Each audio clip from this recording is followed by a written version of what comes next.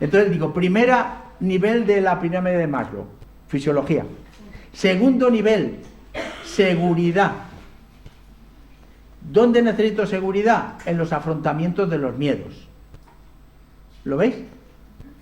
Entonces, veis que los tres primeros niveles de la pirámide de Maslow son de necesidades. Los otros niveles son de motivación del logro. Entonces, los tres primeros niveles son de necesidades, que hay que cubrirlas siempre. Entonces, lo primero es fisiología y afecto. Segundo nivel, seguridad. ¿Cómo yo consigo la seguridad? Y esto apuntad lo que es muy importante. La seguridad viene determinada por las estrategias de afrontamiento que yo desarrollo ante los miedos. Estrategias de afrontamiento que yo desarrollo ante los miedos. Entonces, si yo tengo miedo a algo, para afrontar esa cosa a la cual yo tengo miedo, necesito desarrollar una habilidad, una estrategia de afrontamiento. Cuando desarrollo la habilidad, la estrategia de afrontamiento, ya se me quita el miedo. ¿Lo habéis visto? Y eso es el segundo nivel, nivel de seguridad. Por ejemplo, imaginad que yo tengo miedo a las serpientes, que es algo muy natural, pues tiene un componente genético. Tiene un componente genético. Todos los primates solemos tener miedo a las serpientes. Entonces, si yo desarrollo habilidades de afrontamiento desde muy tierna edad, entonces esas habilidades de afrontamiento hace que pierda el miedo a las serpientes. Entonces aparece una culebra, una serpiente, y yo la cojo y no hay problema porque he superado con habilidades de afrontamiento. ¿Eso se genera solo o con ayuda? Eso se genera con aprendizaje. Las habilidades de afrontamiento hay que aprenderlas. Porque ¿En el afrontamiento podemos buscar algo para poder nosotros trabajarlo? es que depende de en qué haya proyectado el miedo. Por ejemplo, si tú tienes una claustrofobia, miedo a los lugares reducidos, pues a lo mejor cuesta subir en ascensor o cuesta estar en una habitación con mucha gente, y entonces hay que desarrollar habilidades de afrontamiento para ello. Y a veces hay que buscar una ayuda terapéutica, porque hay unas técnicas muy rentables y muy sencillas, se llama desensibilización progresiva, que da muy buenos resultados. Desensibilización. Sí, por ejemplo, yo tuve un caso de una chica que tenía fobia a las mariposas. Y tú dices, ¿fobia a las mariposas? Pues sí, tenemos fobia hasta las mariposas. Y entonces, bueno, hubo que hacer un proceso de sensibilización progresiva que duró poco más de un año y nada, estupendo, lo superó muy bien. ¿Entendéis? Es decir, que ese sería el segundo nivel, el nivel de seguridad. Y el tercer nivel es el nivel de reconocimiento. Si yo no recibo el reconocimiento adecuado a mi persona, nunca me puedo motivar. Por tanto, estos tres niveles de necesidad las tengo que tener cubiertas. Primero, tengo que tener cubiertas mis necesidades fisiológicas y de afecto. Segundo, las habilidades de afrontamiento correspondiente a la superación del miedo ese. Y tercero, el reconocimiento necesario para poder motivarme. Si no, no hay motivación del logro. ¿Habéis entendido nuestros alumnos cuando les llaman vagos? No es un vago. Es una persona que no tiene cubiertas las necesidades de la pirámide de Maslow. Bien en las necesidades afectivas o fisiológicas, bien en la seguridad o bien en el reconocimiento. Y eso lo tenemos que descubrir. La enseñanza, aunque tengamos 40 alumnos en clase, tiene que ser lo más personalizada posible. Entonces, ser Superwoman Teacher o Superman Teacher es imprescindible. Aunque creamos que no es posible, es posible. Lo primero que tenemos es que predisponernos a que sea posible. Muy importante. ¿Entendéis? Los vagos no existen. existen personas que no pueden tener la motivación del estudio. ¿Veis la diferencia? Bien, porque no se sienten capaces, porque no tienen la seguridad afectiva, o no tienen la seguridad del miedo, o no tienen la seguridad del reconocimiento.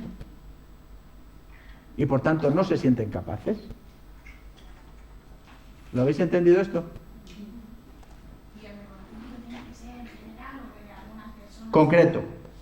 Concreto a lo que necesita ser reconocido.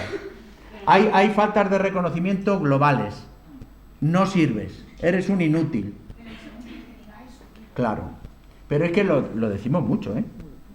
Lo decimos muchísimo. ¿Cuántas veces hemos dicho nosotros a nuestros hijos eso? Inconscientemente, con gestos incluso. Hacen cosas. El lenguaje no verbal es muy importante. Y debemos ser lo más cuidadosos posibles a la hora de hablarnos a nosotras mismas y de hablar a los demás. Más que de personas queridas, porque podemos querer mucho a una persona pero no valorarle. Es de personas a las cuales les demos un valor, es decir, las tengamos como referentes. Habéis oído hablar, ya os he dicho, de Jung, ¿verdad? Bien, Jung fue alumno de Freud, luego terminaron mal los dos, y Jung hacía muchísimo hincapié no solo en el inconsciente individual, que lo propuso Freud, sino Jung creó el inconsciente colectivo. Y estuvo investigando durante 30 años por todo el mundo el lenguaje de arquetipos. Arquetipos, tipos arcaicos. Y vio que en la naturaleza aparece un arquetipo en todos los seres vivos, que es el de la madre nutricia, que es el amor incondicional de una figura femenina, que es fundamental. Arquetipo de madre nutricia, amor incondicional. Quiere decir, amor incondicional es que yo tenga la seguridad de que me ama solo porque existo, sin tener que hacer ninguna demostración ni merecimiento. Incondicional. Que decimos, el amor más incondicional es el de la madre o el del padre. Unas narices. Todos los padres intentamos proyectarnos en nuestros hijos. Todos. ¿Entendéis? ¿Perdona? Pero es lo más cercano a la incondicionalidad. No, el más cercano a la condicionalidad. El más condicional es el de los padres. Porque es el que más interés ponen en condicionar a los hijos. No, que va. Le vas a querer llamar siempre y cuando se adapte a las condiciones que tú le pones. Vale, te doy la razón.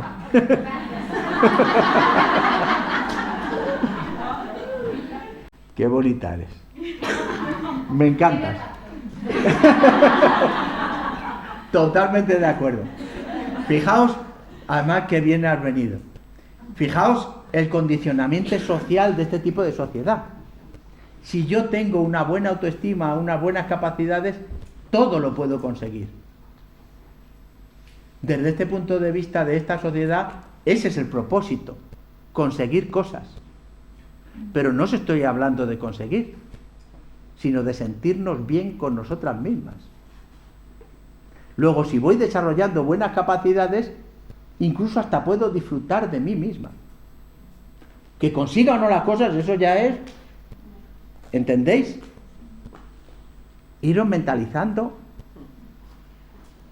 Porque si partimos de esa premisa, valoraremos a nuestros hijos por lo que consigan. Yo no aprendí a leer y a escribir, y mi padre era maestro de pueblo. Imaginar lo que es, pasa más hambre que un maestro de escuela. Años 50 por los pueblos de España perdidos. Que no había dinero y era el trueque. Por las permanencias, él enseñaba a los analfabetos de los pueblos a leer y a escribir, y le daban patatas, judías, y así vivíamos. Yo recuerdo mi infancia feliz.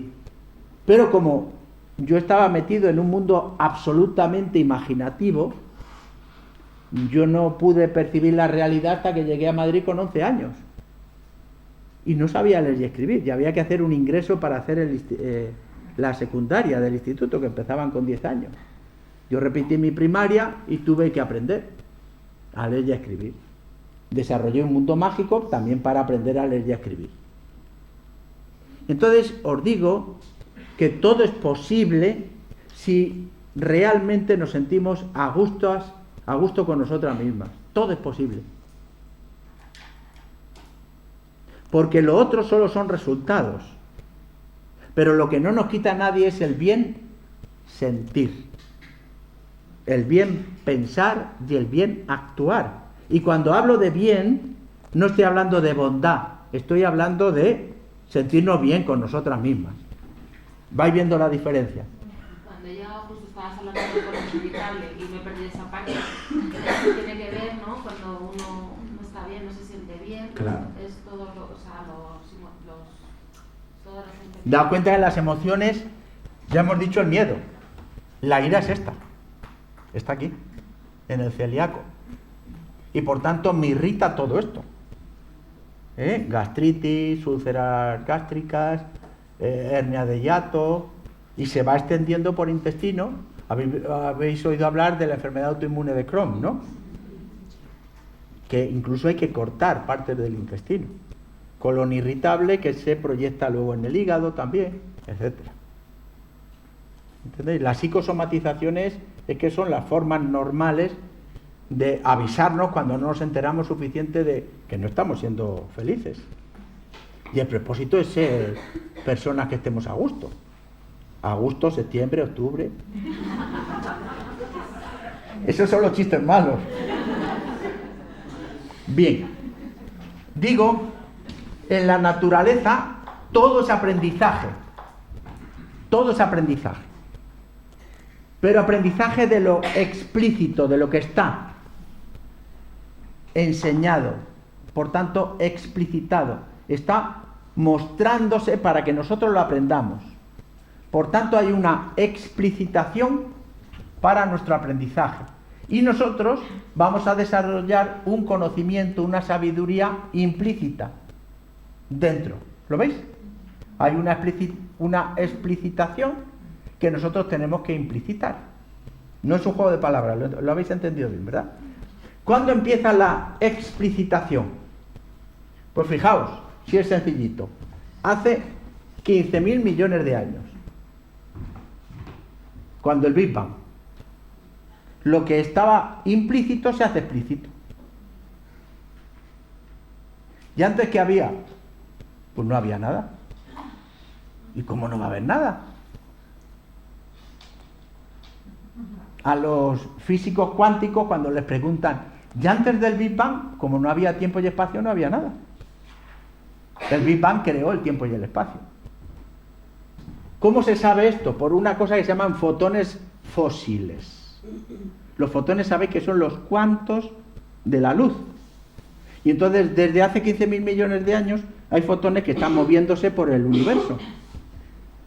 Y que tienen 15.000 millones de años. Y esos fotones fósiles son los que nos dan la información de la edad y de lo que ha pasado.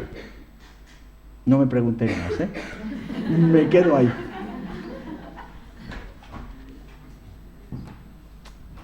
Y todo lo que el universo manifiesta estaba ya en el origen implícito.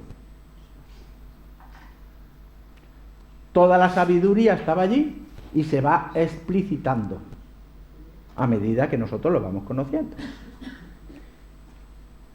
En los primeros milisegundos se crearon las estructuras cuánticas. Habéis oído hablar que los cuantos son de dos tipos. Los electrones, que le dan el nombre de leptones, a mí me suena un poco raro, pero los electrones y los quarks, todo eso sí lo habéis oído, ¿verdad? Y luego los quarks van formando los protones y neutrones, que son las partículas complejas de los quarks que están en los núcleos de los átomos. Bueno, pues todo eso se formaron en los primeros milisegundos. Y de ahí ya empieza a formarse todo lo demás. ¿Nosotros tenemos eso? Claro. Nosotros tenemos la memoria de lo que pasó en los primeros milisegundos. Porque tenemos átomos. Anda, la leche. Entonces yo tengo quarks, claro. Las 4 energías conocidas, 2 de ellas son intranucleares, dentro de los núcleos de los átomos. Y son energías absolutamente impresionantes, las más poderosas que hay. Entonces, todo esto pone de manifiesto 2 cosas. Que tenemos una tendencia a la supervivencia y además una tendencia a la mejora. No estéis aquí por un motivo X. Estáis aquí por estas 2 razones. Porque queréis sobrevivir y porque queréis mejorar.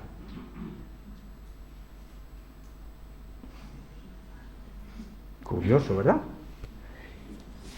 Pregunta: ¿qué formas de supervivencia habéis observado en vuestra persona desde que os conocéis? Es decir, desde que tenéis conocimiento de que existís. ¿Qué formas de supervivencia habéis observado? La supervivencia es cuando te encuentras en situaciones que no estás acostumbrado, ¿no? O sea, que no manejas. Entonces, digamos, tienes que resolver con resolución o con madurez una circunstancia determinada.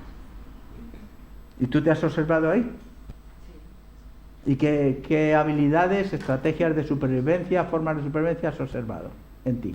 Pues que soy resulta, que busco opciones, soluciones ante circunstancias así. Vale, muy bien. No sé, a lo mejor si tengo hambre como, si tengo un sueño duermo. Me imagino que hay muchísimas más de las que no soy consciente. ¿Has tenido algún apretón en tu vida? Claro, ¿Intestinal? Sí. ¿Y qué has hecho? Y al baño. Claro. Imaginar que vamos a una entrevista de trabajo maravillosa, impresionante, y nos da un apretón. ¿Vamos así a la entrevista o primero buscamos un servicio? Y decimos, es que había un atasco muy grande. Y hemos llegado tarde por eso. Es decir, os dais cuenta que hay estrategias de supervivencia, que lo habéis dicho muy bien, y que son muy naturales, las tenemos absolutamente asumidas. Bien. A mí se me ocurre que las que pensé primero fueron más afectivas que Muy bien, muy bien. por ejemplo, situaciones de conflicto cuando era chica, por ejemplo, con mis padres, y que yo de supervivencia sacaba el humor para tratar de que las cosas vayan para otro lado. El yo no estaba. Esa es una estrategia de supervivencia tremenda. Es, yo no estaba. En los niños es genial. Yo no estaba. ¿Y quién ha hecho eso? Yo no estaba. ¿Y quién ha dicho? Yo no estaba. Yo de mis 4 hijos, el pequeño le llamamos el yo no estaba. Dime.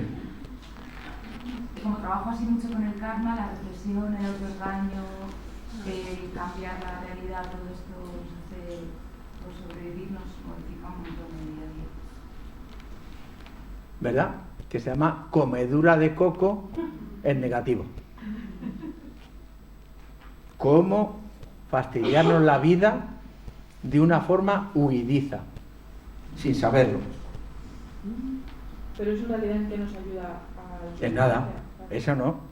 Pero la supervivencia, veis que lo has dicho perfecto. Hay una supervivencia muy instintiva, que son los instintos de supervivencia, que está tan bien heredado, que es transmitido generación tras generación. Por ejemplo, los arquetipos están relacionados con los instintos de supervivencia.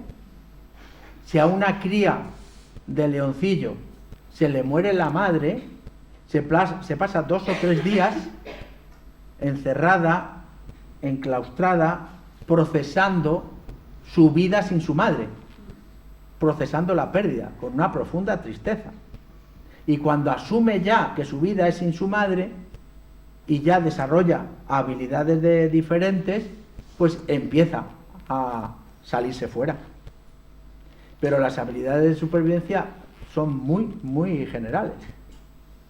Hay una cosa que es la liberación de luz. Todo el mundo liberamos luz. Una judía libera luz también. Una judía. Una alubia. ¿Sabéis lo que hace? La ponéis en agua. Cuando se hincha y va a echar a través de un agujerito que veis que hay un puntito donde va a salir la raíz, eso se llama hilo, el hilo. Bueno, pues antes de echar la raíz, libera un chorrito de luz. Sutil, láser, casi, no la podemos ver porque es muy sutil, muy débil. ¿Qué quiere decir eso? Es una luz que informa a los hongos. Y le dice, hongos preparados, que voy a echar la raíz y tenéis que formar micorrizas en mi raíz para poder desarrollar la absorción. Entonces, si lo ponemos en tierra, esa luz avisa a las micorrizas y entonces se unen a la raíz y forman ya las micorrizas de absorción. Y es un lenguaje de luz. ¿A que es alucinante? Luces. Las células de nuestros tejidos, de un mismo tejido, generan luz. Láser, sutil, muy poco energética. Desde el ADN de los núcleos. Esa luz que sale fuera de la célula, como es láser, todas se mueven con la misma frecuencia y la misma amplitud. Eso sí lo sabéis, ¿verdad? El movimiento ondulatorio tiene un movimiento de subidas y bajadas, ¿verdad? Hace así. Esto se llama arriba, esto se llama abajo. ¿Vale? Y la línea del centro, desde la línea hasta un alto se llama amplitud y desde la línea hasta un bajo se llama amplitud también. Por tanto, el número de ondulaciones que tiene por unidad de tiempo se llama frecuencia. ¿De acuerdo? Y la amplitud nos da la intensidad. Entonces es una amplitud muy bajita y una frecuencia muy alta. Pero la fuerza, la intensidad es muy sutil, muy bajita. Bien, cuando una onda electromagnética choca con otra que tiene la misma frecuencia, se dice que son ondas coherentes. Y cuando chocan de forma que el máximo coincide con el máximo de una y el mínimo con el mínimo de la otra, entonces aumenta la onda y se hace doblemente amplia. Se suman las amplitudes. Entonces se dice que es coherencia resonante. ¿Ahí lo habéis entendido ya? ¿Lo repito? Para eso lo necesitábamos, ¿sabes? Máximo, mínimo, amplitud. ¿Vale? Número de ondulaciones por unidad de tiempo, frecuencia. ¿De acuerdo? Dos ondas coherentes son aquellas que tienen la misma frecuencia y cuando tienen la misma frecuencia y la misma amplitud y se mueven en un mismo plano se dice que son láser. Pero bueno, eso es lo de menos. Lo que nos interesa es cuando una onda que tiene la misma frecuencia que otra chocan coincidiendo el máximo con el máximo de la otra y esas dos chocan, sale una onda de la misma frecuencia pero con las amplitudes sumadas. Por ejemplo, dos personas están criticando a una tercera, algo que nunca se hace. Una está emitiendo unas ondas de crítica. Producimos luz de crítica. Mi abuela le decía mala follá. Ondas de crítica. Entonces, estas ondas de crítica, esta, si entra en coherencia con la otra, que normalmente suele entrar, pues suele decir, espérate que yo te cuente. Pues anda que yo cuando te... las dos salen muchas más criticonas, esas dos personas, que cuando entraron. Porque se van con la misma resonancia, es decir, la misma crítica, la misma frecuencia, pero con amplitudes mayores. Se van mucho más intensificadas. ¿A qué nos pasa eso? Cuando entramos en queja pasa 3/4 de lo mismo. ¡Ay, madre! Pues anda que yo. Y salimos diciendo, va, mierda de vida. Digo que es lo que llaman el campo electromagnético que tenemos alrededor. Sí. Que entra, digamos, la energía que nosotros... Pero que esto es absolutamente real, ¿eh? No, que es que lo percibes en realidad. No lo percibes. Se ha visto coherencia cardíaca. Técnicas de coherencia cardíaca. Y habéis oído hablar de emparejamiento cuántico. Dos partículas o más están relacionadas independientemente de la distancia que les separen. Entrelazamiento cuántico. Sin tiempo y sin espacio. De manera que yo a una partícula le hago una modificación y en todas las que están entrelazadas se les produce la misma modificación. Gracias a ese entrelazamiento nosotros ya estamos para siempre unidos. Que he empezado como chirigota, pero ya los vais convenciendo. ¿Qué es lo que ocurre en nuestros tejidos? Fijaos qué cosa más bonita. Resulta que todas las células de los mismos tejidos producen las mismas ondas.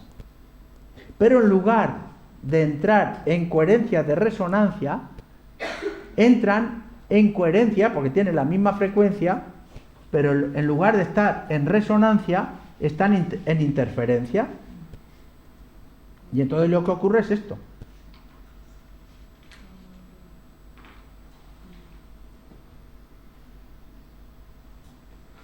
El mínimo con un máximo, el máximo con un mínimo, mínimo máximo, máximo mínimo. ¿Lo veis?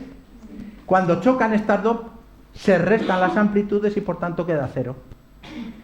Eso en los tejidos es fundamental, todos los tejidos celulares. Y están emitiendo luz permanentemente para generar esta interferencia y que haya un silencio cuántico intratisular dentro de los tejidos.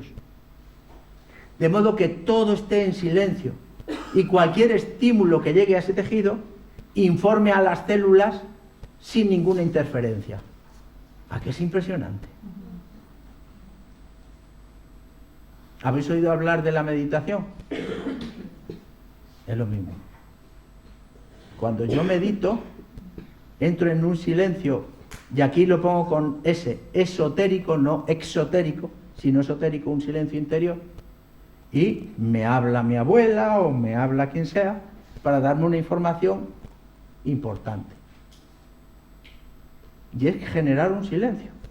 ¿Habéis leído el libro de Pablo Dors, Biografía del Silencio?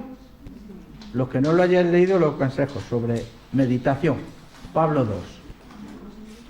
Biografía del Silencio.